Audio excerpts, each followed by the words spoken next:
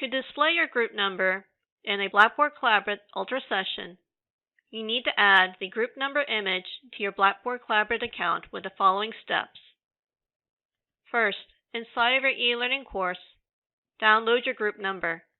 Next, inside of your e-learning course, join the Open Course Room and select the My Status and Setting icon, and then select your name. In My Settings, click on your profile picture. Select Upload to add your group number. Do not adjust the area to use. Instead, select I like it and then save. Your group number now appears as your avatar when you're not using the video camera, and it also appears in the attendee list. Because Collaborate remembers your choice, you don't have to do this again unless you clear your cache.